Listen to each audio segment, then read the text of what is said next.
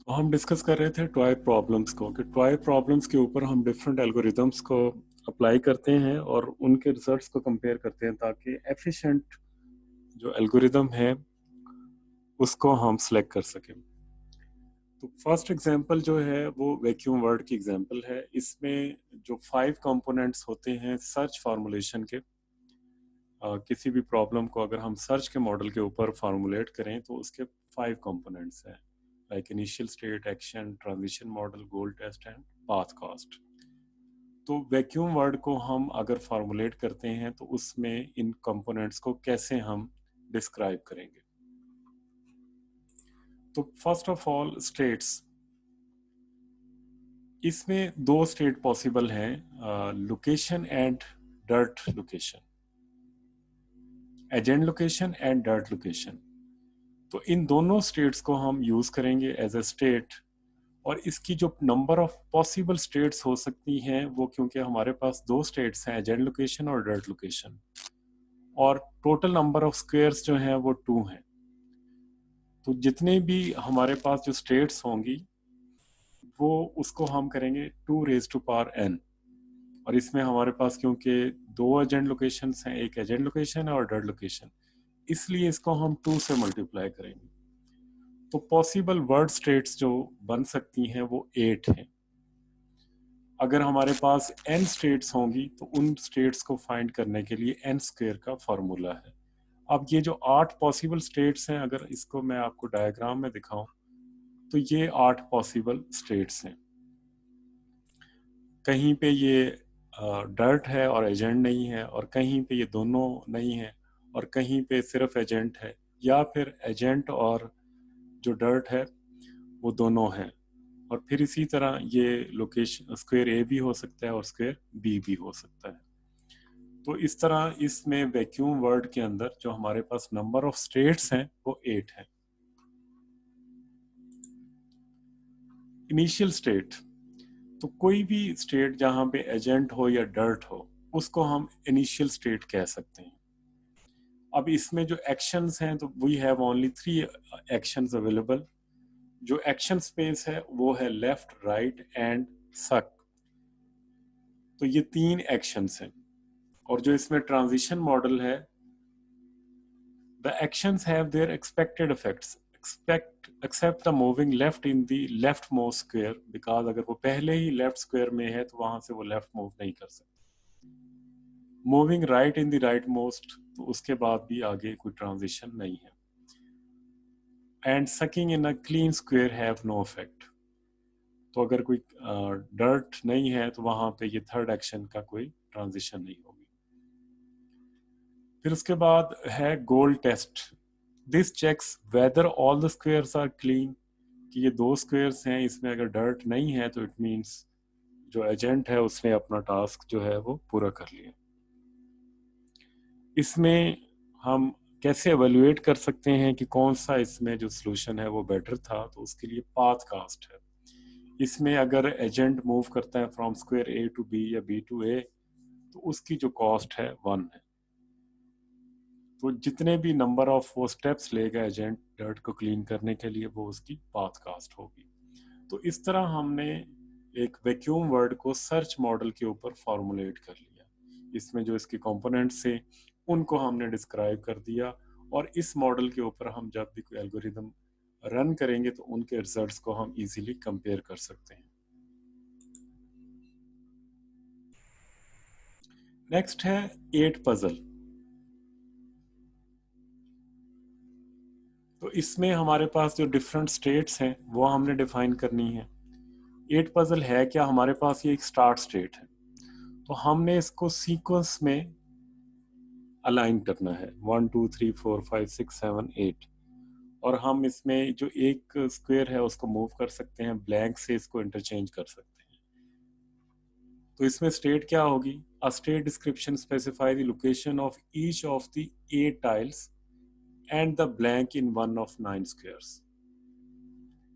तो इसमें जो ये जितनी भी यहाँ पे नंबर्स हैं, ये जो टाइल्स हैं, दे आर रिप्रेजेंटिंग स्टेट्स।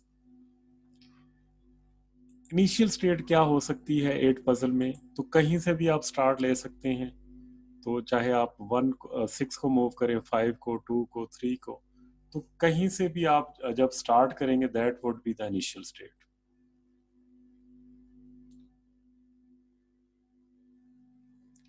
तो इसमें एक्शंस क्या होंगे, तो इसमें जो सिंपलेस्ट फॉर्मुलेशन जो है उसमें वो है मूवमेंट ऑफ ब्लैंक स्पेस।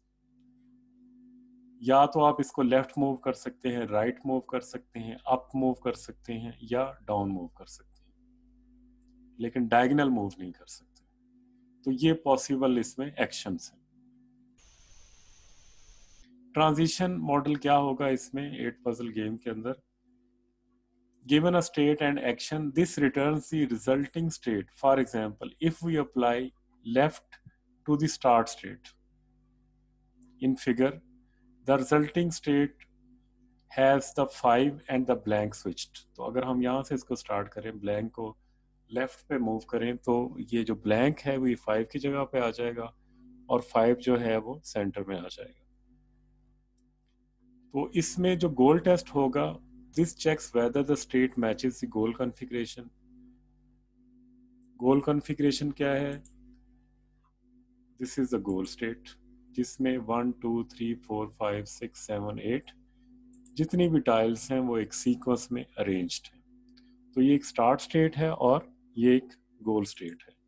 तो गोल टेस्ट क्या करेगा, ये चेक करेगा कि जितने भी नंबर्स हैं 1 to 8 they are in sequence. इसमें जितनी भी टाइल्स मूव होंगी उनकी कॉस्ट 1 होगी। तो जितना ज्यादा आप टाइल्स को मूव करेंगे वैसे वैसे इसकी जो पाथ कॉस्ट है वो बढ़ती जाएगी। इसमें ऑप्टिमल सॉल्यूशन वो होगा जिसमें मिनिमम नंबर ऑफ मूव से जो गोल स्टेट है वो बन जाएगी। तो इस 8 पजल को अगर हम देखें, इसको इस तरह के जो पजल हैं इनको स्लाइडिंग ब्लॉक पजल्स भी कहते हैं। तो इनको अक्सर यूज किया जाता है सर्च एल्गोरिदम्स के लिए, आर्टिफिशियल इंटेलिजेंस में उसको इस तरह के प्रॉब्लम्स के ऊपर एल्गोरिदम्स को अप्लाई किया जाता है ताकि इनके रिजल्ट्स को एवेलुएट किया जा सके। इसको एनपी कंप्लीट प्रॉब्लम भी कहा जाता है। एनपी कंप्लीट प्रॉब्लम एक क्लास है प्रॉब्लम्स की जिसमें कोई एग्जैक्ट सॉल्यूशन नहीं होता, नंबर ऑफ डिफरेंट पॉसिबल इसमें सॉल्यूशन हो सकते हैं। तो इसमें जो स्टेट्स हैं वो 9 फैक्टोरियल डिवाइडेड बाय 2 है, जो कि तकरीबन 181,440 रीचेबल स्टेट्स हैं जिनको इजीली सॉल्व किया जा सकता है। तो इतनी पॉसिबल इसमें रीचेबल डिफरेंट कॉम्बिनेशन है स्टेट्स के, जो हम इनको टाइल्स को मूव करेंगे तो उसके बाद हम इस स्टार्ट स्टेट से इसको गोल स्टेट में ला सकते हैं। अगर यही जो पजल है ये 15 पजल गेम हो, 1 से 15 तक नंबर हो और उसमें जो मैट्रिक्स हो वो स्क्वायर मैट्रिक्स 4x4 की हो, जिस तरह ये 3x3 की मैट्रिक्स है, 3 रोज एंड 3 कॉलम्स, तो इसमें जो टोटल नंबर आते हैं वो 9 नंबर आते हैं। तो अगर हमारे पास 4x4 की मैट्रिक्स हो, it means we have 16 boxes, 16 tiles और वहां पे 15 नंबर पजल को हम जो है वो कॉन्फ़िगर कर सकते हैं। लेकिन 15 पजल गेम के अंदर जो नंबर ऑफ स्टेट्स हैं वो 1.3 ट्रिलियन तक चली जाएंगी। और अगर कोई बेहतर बेस्ट सर्च एल्गोरिदम है उसको यूज किया जाए तो इसको कुछ मिली सेकेंड के अंदर सॉल्व किया जा सकता है।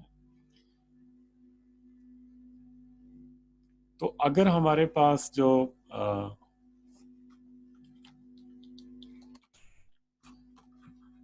24 पजल हो, अगर हमारे पास 24 पजल्स हों जो 5x5 के बोर्ड के ऊपर आ सकती हैं, तो इसमें जो नंबर ऑफ पॉसिबल स्टेट्स हैं वो 10⁻25 स्टेट्स हैं। 25 स्टेट, और इसमें क्योंकि बहुत ज़्यादा इसमें स्टेट्स बन जाएंगी तो इसमें बहुत से आवर्स लगेंगे इसको ऑप्टिमली सॉल्व करने के लिए। इसको अगर हम कंपेयर करें ये तीनों प्रॉब्लम के, इसके ऊपर जो नंबर्स हैं, अगर 8 पजल है तो 181 फॉर 40 स्टेट्स जो हैं वो इसमें बनेंगी। 15 पजल हैं तो 1.3 ट्रिलियन स्टेट्स हैं, और 24 पजल्स हैं, 24 नंबर पजल है तो इसमें 10 रेज़ टू पावर 25 स्टेट्स होंगे। इसमें जो एक्शंस हम अप्लाई कर सकते हैं वो जो ब्लैंक है इसको लेफ्ट, राइट, अप या डाउन, ये 4 पॉसिबल एक्शंस हैं जिनको हम अप्लाई कर सकते हैं। तो इसमें जो पाथ कास्ट है वो वही है 1 पर मूव, कि जितनी नंबर ऑफ मूव्स इस पे यूज होंगी हर स्टेप की जो कॉस्ट है वो 1 है, और उसी की बेस के ऊपर हम एवेल्युएट कर सकते हैं कि कौन सा एल्गोरिदम एफिशिएंट है। नेक्स्ट है 8 क्वीन प्रॉब्लम। 8 क्वीन प्रॉब्लम जो है, हमारे पास कोई भी रैंडम कॉन्फ़िगरेशन होती है किसी भी इस तरह के बॉक्स के ऊपर, जिसमें रैंडमली क्वींस जो हैं वो प्लेस होती हैं। तो जो प्रॉब्लम है, इन 8 क्वींस को नॉन अटैकिंग मोड में प्लेस करना है, और इसमें कोई भी क्वीन दूसरी क्वीन के ऊपर अटैक ना कर सके। तो कोई भी जो क्वीन है वो अपनी रो में, अगर उसकी सेम रो में कोई क्वीन है या सेम कॉलम में कोई क्वीन है, उस पर अटैक कर सकती है, या डायगोनल में अगर कोई क्वीन है तो भी वो अटैक में आ जाती है। तो इस प्रॉब्लम में ये करना है कि 8 क्वींस को नॉन अटैकिंग जो है मोड में प्लेस करना है। तो इसको भी हम फॉर्मुलेट कर सकते हैं सर्च जो मॉडल है हमारा उसी के ऊपर। इसमें जो स्टेट्स होंगी वो क्या होंगी, all arrangement of 0 to 8 queens on the board. जितनी भी अरेंजमेंट्स हैं जिसमें हम ये क्वींस को अरेंज करेंगे, those would be the states. तो इसमें इनिशियल स्टेट क्या होगी कि बोर्ड के ऊपर कोई क्वीन नहीं है और उनको प्लेस करना है। तो on the in the initial state there are no queens on the board. इसमें एक्शंस क्या होंगे,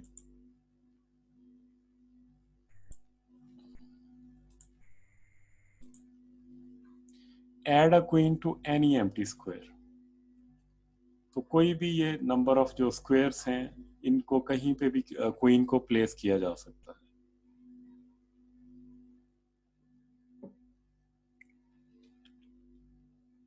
इसमें ट्रांजिशन मॉडल क्या होगा कि जैसे ही क्वीन इस पे प्लेस होगी, that would be the transition from initial state to that state, और इसी तरह जैसे जैसे क्वींस प्लेस होती जाएंगी तो ये बोर्ड जो है वो अपडेट होता रहेगा।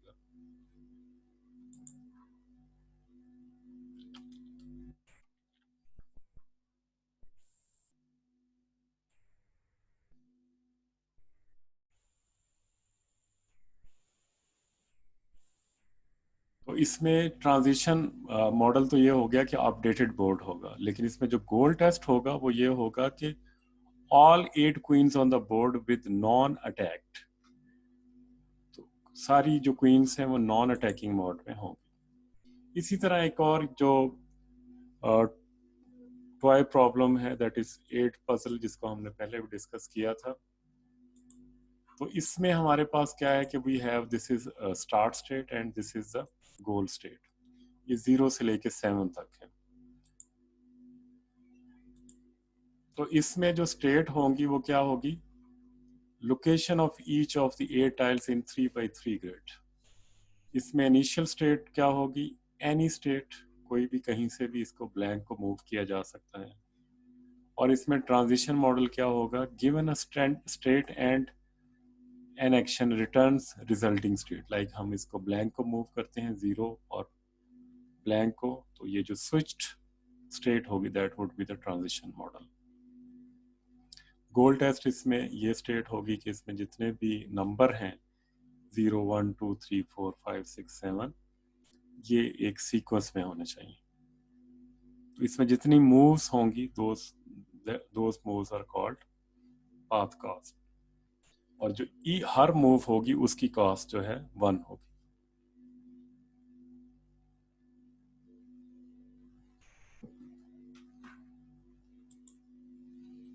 ये एक और प्रॉब्लम है मैप प्रॉब्लम्स, वैनकोर और डेनवर।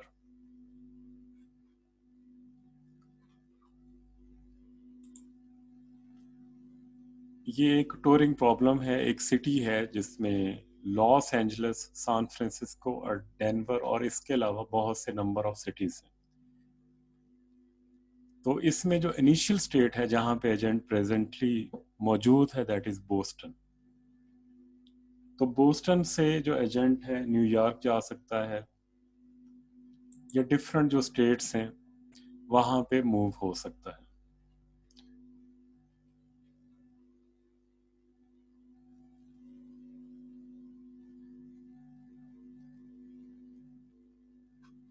तो ये इनिशियल स्टेट होगी बोस्टन, और यहाँ से ये मूव डेनवर की तरफ जाएगा। तो बोस्टन से ये न्यूयॉर्क, मॉन्ट्रियल, ये डिफरेंट इसके पास पॉसिबल और ट्रांजिशन स्टेट्स हैं। तो ट्रांजिशन मॉडल में क्या होगा कि अगर ये बोस्टन से न्यूयॉर्क जाता है तो that will result in initial state of the agent. तो फिर वो जो एजेंट की लोकेशन हो जाएगी वो न्यूयॉर्क हो जाएगी। इसमें गोल टेस्ट जो है वो डेनेवर है जहां पे उसने एजेंट ने जो उसकी डेस्टिनेशन है।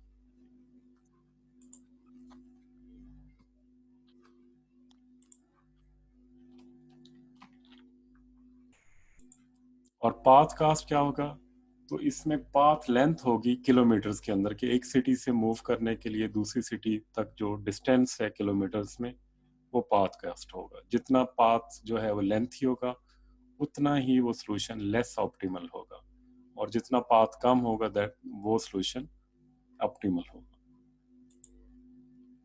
नेक्स्ट डिस्कस करते हैं रियल वर्ल्ड एग्जांपल्स।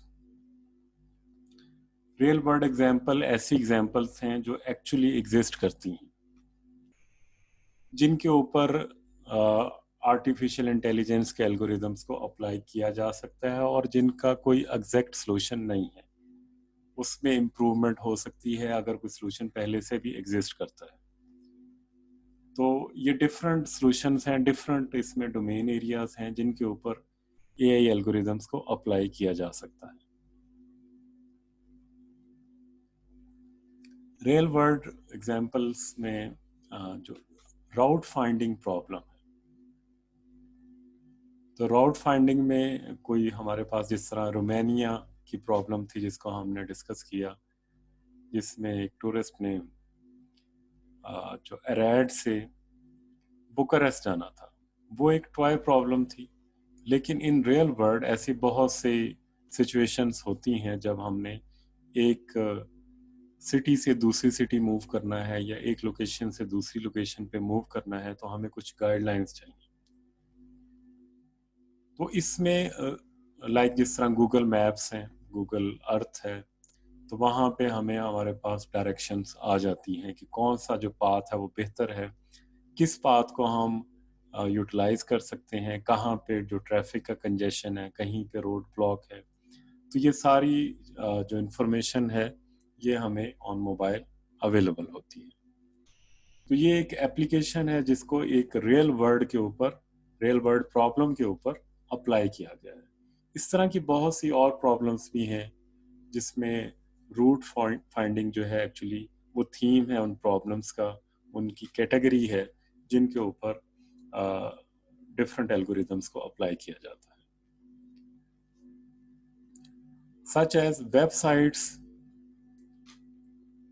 तो and in car system that provide driving directions.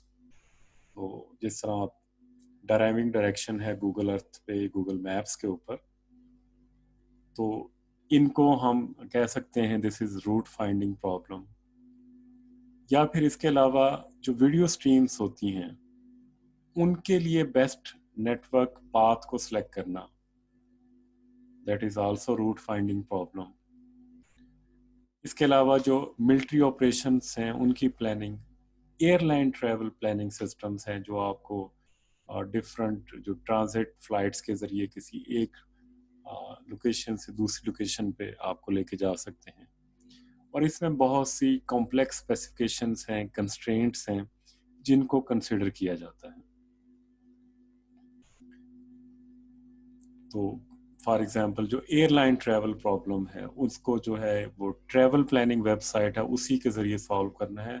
तो इस तरह की जो रूट फाइंडिंग प्रॉब्लम्स हैं ये एक स्पेसिफिक डोमेन है जिसके अंदर रूट फाइंड करना होता है। और ये रूट फाइंडिंग ट्रैफिक से लेके नेटवर्क राउट्स या मिलिट्री ऑपरेशंस या एयरलाइन ट्रैवल प्लानिंग सिस्टम तक हो सकती है।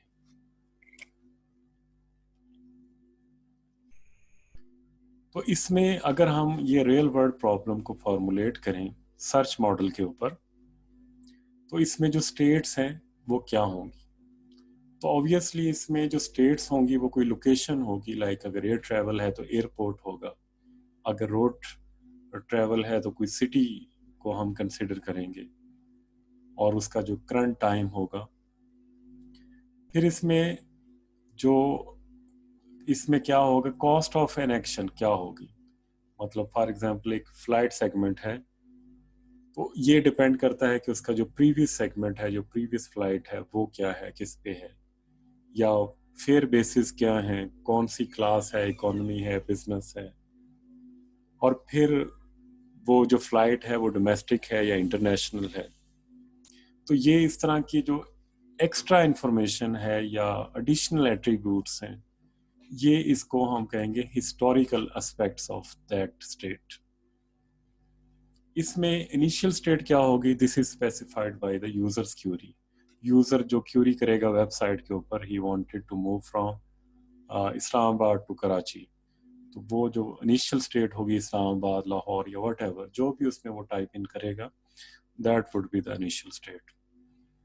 एक्शंस क्या होंगे, takes any flight from the current location in any seat class. तो कोई भी सीट क्लास हो सकती है, कोई भी उसका मॉड हो सकता है, that could be domestic, international, economy, business, और वो जो करंट टाइम है उस पे वो मूव करेंगे। और अगर कोई एयरपोर्ट ट्रांसफर रिक्वायर्ड है तो उसके लिए भी टाइम को कंसिडर किया जाएगा। नेक्स्ट है इसमें ट्रांजिशन मॉडल।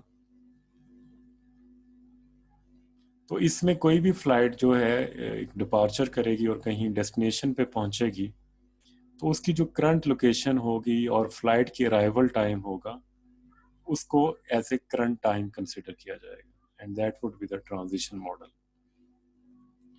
इसमें गोल टेस्ट क्या होगा कि जो यूजर ने उसमें फाइनल डेस्टिनेशन वेबसाइट के पोर्टल में डाली है, अगर उससे वो मैच करता है, that would be the goal test. Path cost भी डिपेंड करता है नंबर ऑफ फैक्टर्स के ऊपर, like monetary cost, waiting time, flight time, customer and immigration procedures, seat quality, time of day, type of airplane, frequent flyer mileage awards and up to so on। तो ये सारे जो हैं ये path cast में consider हो सकते हैं। तो इस तरह हम एक रियल वर्ल्ड प्रॉब्लम जो रूट फाइंडिंग प्रॉब्लम है उसको हम सर्च मोड में फॉर्मुलेट कर सकते हैं। एक और प्रॉब्लम जो है वो ट्रैवलिंग सेल्स पर्सन प्रॉब्लम है। अब इसमें जस्ट सोर्स टू डेस्टिनेशन जो है वो रूट प्लानिंग नहीं है, बल्कि ट्रैवलिंग सेल्स पर्सन में ये करना है कि मैप के ऊपर जितने भी सिटीज हैं तो वो एजेंट उन सब सिटी को मस्ट विजिट करेगा, लेकिन शॉर्टेस्ट टूर के जरिए, शॉर्टेस्ट जो उसकी पाथ कास्ट हो, और वो जितने भी सिटीज हैं उसके उस मैप में आते हैं उन सब को वो विजिट करेगा। इस तरह की प्रॉब्लम्स को टूरिंग प्रॉब्लम कहा जाता है। तो जो टूरिंग प्रॉब्लम्स हैं ये राउट फाइंडिंग प्रॉब्लम की कैटेगरी के करीब आते हैं, लेकिन इसमें एक डिफरेंस है। जिस तरह इसमें visit every city at least once, और स्टार्टिंग जो है इसकी राड से है और एंडिंग जो है बुकारेस्ट में है। तो इसमें जो एक्शंस होते हैं वो टिप्स के ऊपर डिपेंड करते हैं कि जो एडजेसेंट सिटीज हैं उनके बारे में टिप्स के ऊपर डिपेंड करते हैं। अब इसमें जो स्टेट स्पेस है वो डिफरेंट है। तो इसमें जो हर स्टेट है वो ना सिर्फ अपनी करंट लोकेशन जो है उसको ऐड करेगी, तो बल्कि इसमें अ, जितनी भी सिटीज एजेंट ने विजिट किए हैं उनको भी स्टेट स्पेस में डाला जाएगा। तो इसमें जो इनिशियल स्टेट जो है वो बुकारेस्ट होगी, विजिटेड बुकारेस्ट होगी, और जो इसमें टिपिकल इंटरमीडिएट स्टेट होगी वो वेस्लुई होगी। फिर उसके बाद जो विजिटेड होगी वो बुकारेस्ट, यूरजिनसी और वेस्ल्यू होगी। तो इसमें जो गोल टेस्ट होगा वो चेक करेगा कि जो एजेंट था वो ना सिर्फ बुकारेस्ट तक पहुंच गया हो, बल्कि उसने जितने भी आ,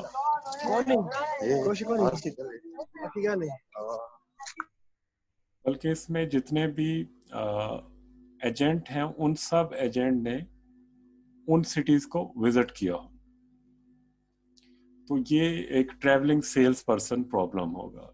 अब ये इसको स्पेसिफिकली जो इसकी डोमेन है उसको टूरिंग प्रॉब्लम से करीब कंसिडर किया जाता है। लेकिन इसका जो डिफरेंस है वो ये है कि इसमें सारे सिटीज को उसने एजेंट ने विजिट करना है।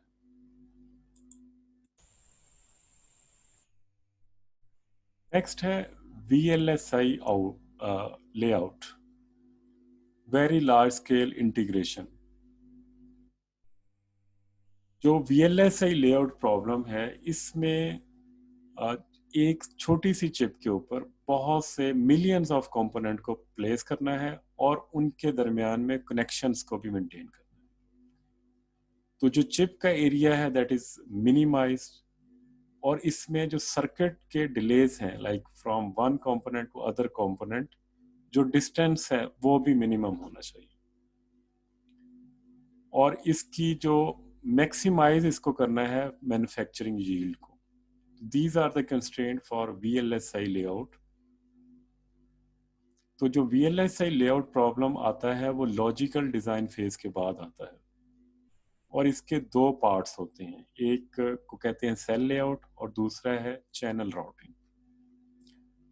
सेल लेआउट के अंदर जितने भी कंपोनेंट्स होते हैं उनको ग्रुप किया जाता है डिफरेंट सेल्स के अंदर, और हर जो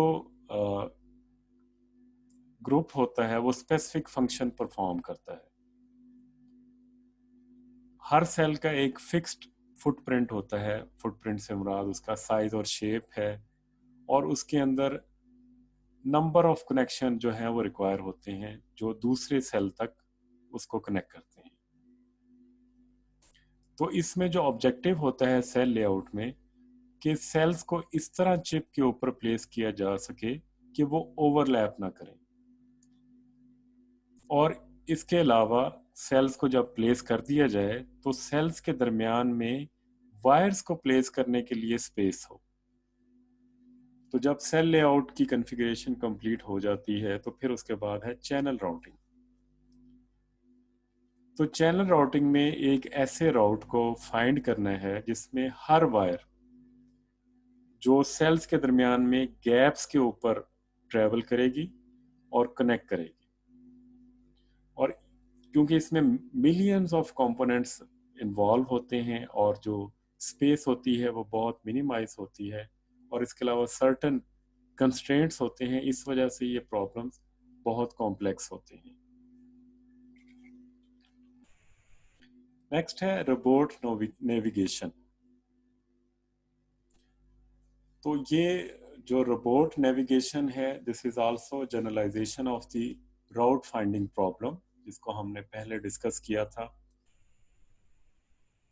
तो रोबोट नेविगेशन में क्या होता है कि इसमें बजाय एक डिस्क्रीट सेट ऑफ राउट्स के, जिसमें मतलब फिक्स जो राउट्स हैं वो इसमें नहीं है।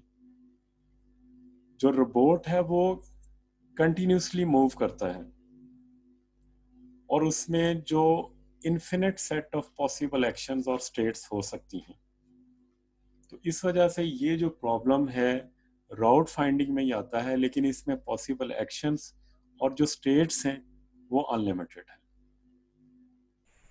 कोई सर्कुलर रोबोट है जो किसी अगर फ्लैट सरफेस के ऊपर मूव कर रहा है, तो इसको हम कह सकते हैं कि जो इसमें स्पेस है वो 2 डायमेंशनल है।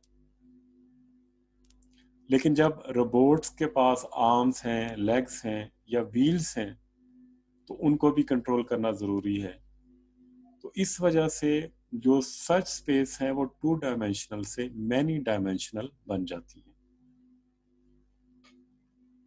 तो इसमें बहुत सी ऐसी एडवांस टेक्निक्स रिक्वायर्ड होती हैं जो सर्च स्पेस को फिनिट करती हैं। Otherwise we have infinite search space.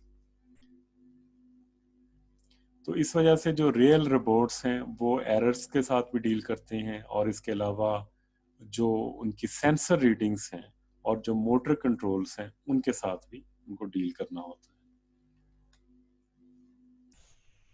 Next है automatic assembly sequencing of complex objects. मतलब कोई भी ऐसा प्लांट है जिसपे रोबोट असेंबली करते हैं, जिस तरह टोयोटा का कोई प्लांट है जिसमें मेटल से लेके गाड़ी की फाइनल जो फिनिशिंग तक जो है वो रोबोट्स काम कर रहे होते हैं। तो इसकी जो फर्स्ट डेमोन्स्ट्रेशन हुई थी वो फ्रेडी ने की थी 1972 में। तो इसमें जो प्रोग्रेस है इस फील्ड के अंदर, लेकिन प्रोग्रेस इज वेरी स्लो। तो इसमें जो असेंबली होगी वो डिफरेंट ऑब्जेक्ट्स को असेंबल करती है। इसमें जो इलेक्ट्रॉनिक मोटर्स को यूज़ किया जाता है जो कि फिजिबल होती हैं, जो ये असेंबली का काम कर रही होती हैं। असेंबली प्रॉब्लम्स में जो ऑब्जेक्टिव होता है कि एक ऐसा ऑर्डर हो जिसके ज़रिए डिफरेंट पार्ट्स किसी भी ऑब्जेक्ट के, लाइक कार के, बाइक के, उनको असेंबल किया जा सके। अगर वो ऑर्डर कोई रॉन्ग ऑर्डर चूज किया जाता है तो उसके बाद उसमें ऐसी ऐसा कोई तरीका नहीं होगा कि उसमें एडिशनल जो पार्ट्स हैं उनको ऐड किया जा सके। तो इसमें क्या होता है कि सीक्वेंस जो होती है पार्ट्स को असेंबली करने के लिए वो सर्च प्रॉब्लम में डिफरेंट होती है। Checking a step in the sequence for feasibility is difficult geometrical search problem closely related to robot navigation. Thus, the generation of legal actions is the expensive part of assembly sequencing. तो कोई भी practical algorithm जो है वो इस तरह एक काम करेगा that would avoid exploring all but a tiny fraction of these state space. तो ये एक कॉम्प्लेक्स प्रॉब्लम है जिसको, जो कि रियल वर्ल्ड प्रॉब्लम है, और इसमें जो ऑर्डर मेंटेन करना होता है, सीक्वेंस को मेंटेन करना होता है किसी भी ऑब्जेक्ट की असेंबलिंग के लिए।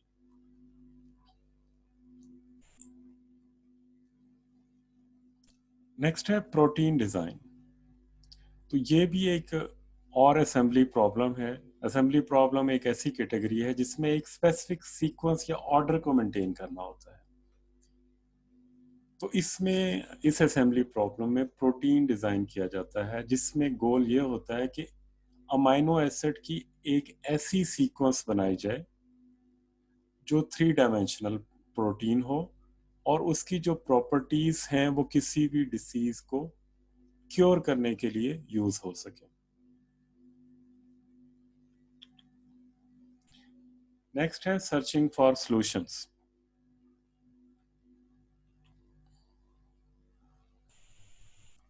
तो सर्चिंग फॉर सॉल्यूशन में हम मज़ीद डिस्कस करते हैं कि हमने मॉडल कर लिया अपने प्रॉब्लम्स को, टॉय प्रॉब्लम है या रियल वर्ल्ड प्रॉब्लम्स हैं, उनकी हमने different initial state, state space, और उनका जो पाथ कास्ट है, गोल टेस्ट है, और इसके अलावा जो 5 कंपोनेंट्स हैं वो पूरे हमने डिफाइन कर लिए हैं, ट्रांजिशन मॉडल उनका डिफाइन कर लिया है। तो अब उनके ऊपर कैसे हम सॉल्यूशन को अप्लाई करेंगे, क्या क्या उसमें एल्गोरिदम्स यूज होंगे, उनको हम डिस्कस करेंगे।